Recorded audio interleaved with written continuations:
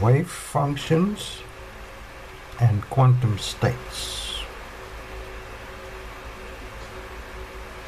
So what is the relationship between the wave functions and the quantum states? It seems the wave functions is just a mathematical description. It enables us to make certain predictions about the quantum states. I was thinking maybe the wave functions are controlling the quantum states, but no, it's just a mathematical description. So let's have a quick look, see if I can assemble the story. Does it really start at page 56? Yes, page 56.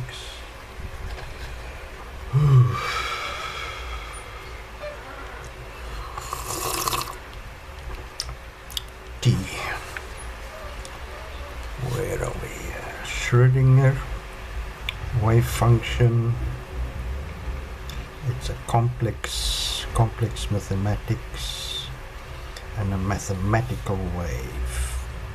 So we've got the mathematics, and it's complex mathematics, and the product of the wave function and its complex conjugate gives you the probability of finding this it in a particular quantum state, and this probability is a function of the position. So at that position, that's the probability at that particular time of finding it there. Probability is so that probability is quite spread out. The probability at infinity, you still got a probability of finding it in that particular position at that particular time. Schrödinger wave equation. So it's some mathematical equation. Total energy, electrostatic potential energy, quantum state, number of energy levels. So there's quite a lot going on. I think that was about the potential energy. Electrostatic potential energy of let's say the electron in the atom. And from that electrostatic potential energy, you might be able to construct the wave function. I think it's something like that. And then about energy levels. Quantum states, they are energy associated with the various quantum states. D. Probability of finding the electron in that position at that time, quantum state, wave function. It just seems to be rolling over and over the same concepts.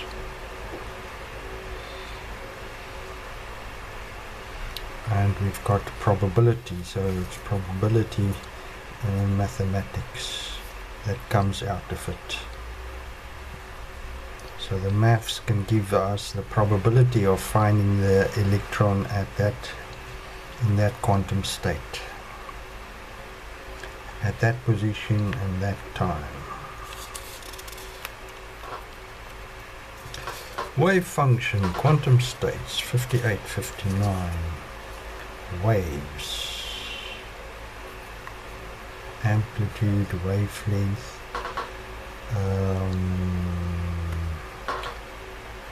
complex algebra, that product of the wave function and its conjugate is a real number, and that's the probability. Again, the same. So rolling over it, over and over. Here things change a little bit. Want some tea again? It's exceptionally hot for me. 32 Celsius, 63 relative humidity. I've got the misting fan blowing on me. That helps tremendously.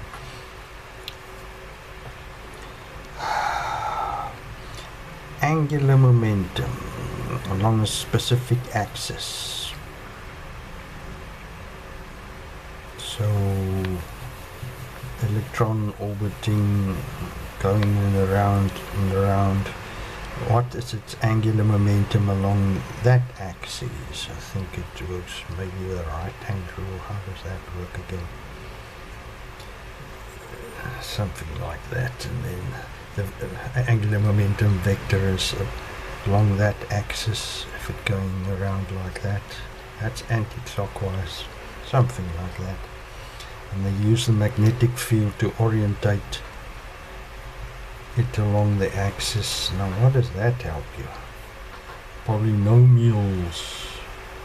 That's, I think, exponents raised to powers. Probability clouds for these various quantum states. So it seems the mathematics also use the angular momentum. That's maybe another way of getting the wave function. I don't know. So it's all maths, and the result of those maths is probability clouds of finding the electron in that quantum state. No, what am I doing here? Going the wrong way. Probability, quantum states, position and time. John von Neumann. I can't remember where he comes into. Von Neumann. So somehow he also got into the maths. He might have contributed to the wave function. Heisenberg uncertainty principle. Now it changes to another type of maths.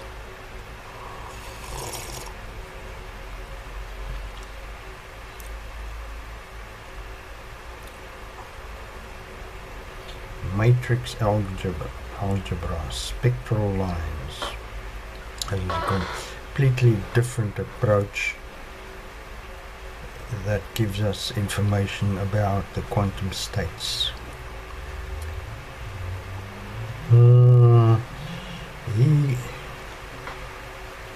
These maths something to do with the spectral lines.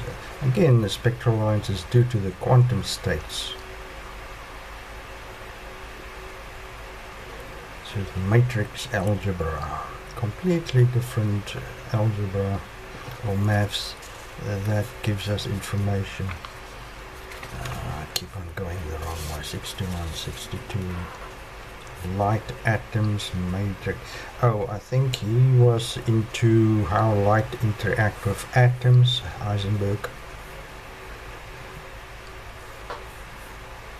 Electrons do not exist between measurements.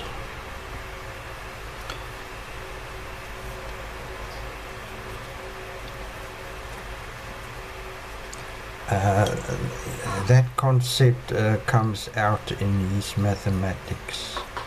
As I said, usually you go step by step. You make assumptions and then you take small steps, logical steps, and you build the mathematics. But it seems his mathematics didn't do that. They just constructed it like that, but he did make some assumptions, it seems. Or maybe this is whether that was built into, yes, it's built into the maths. As I say, he didn't take logical steps to arrive at that point. Copenhagen interpretation collapse into a quantum state, many world interpretation. You Everett.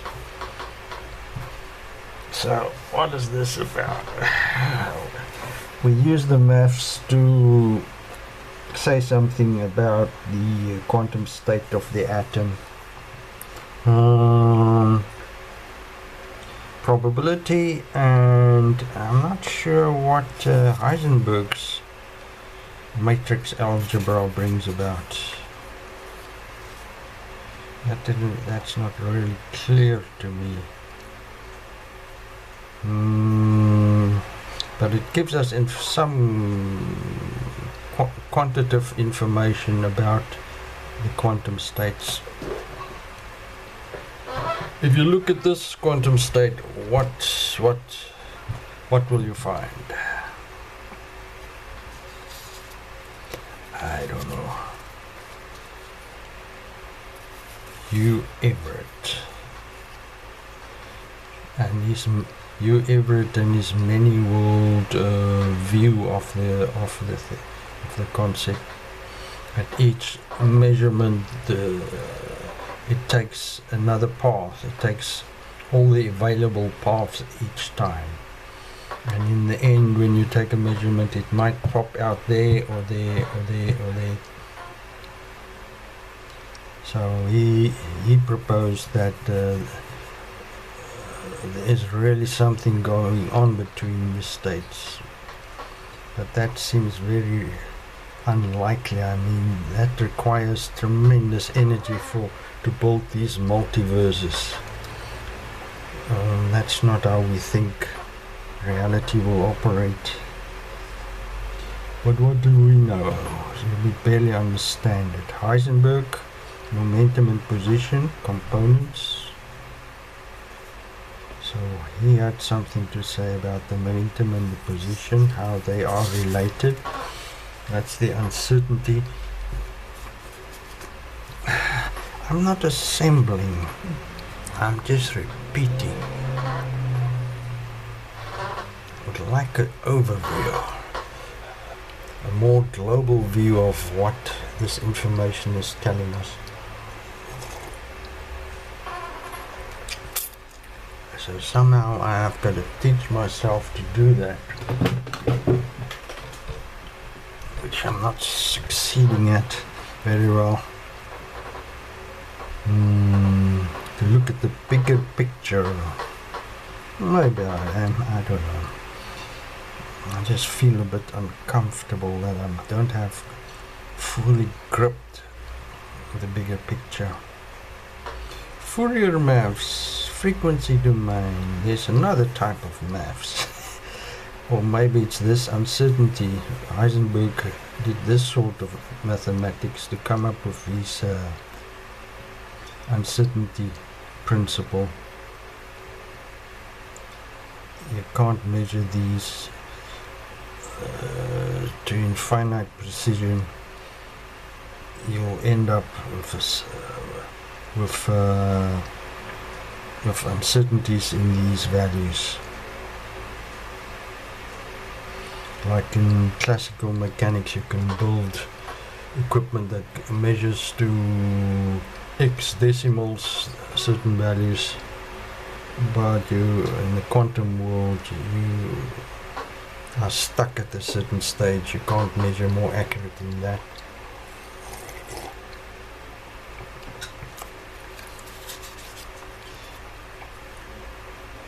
Heisenberg uncertainty principle, measurement outcomes, atomic structure. I don't know what was that. Was the atomic structure? What that says about, I don't understand the connection there.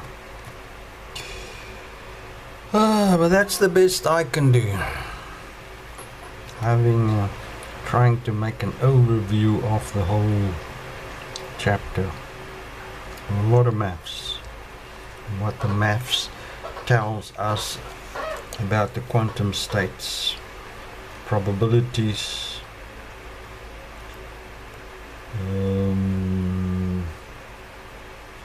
uncertainties in values.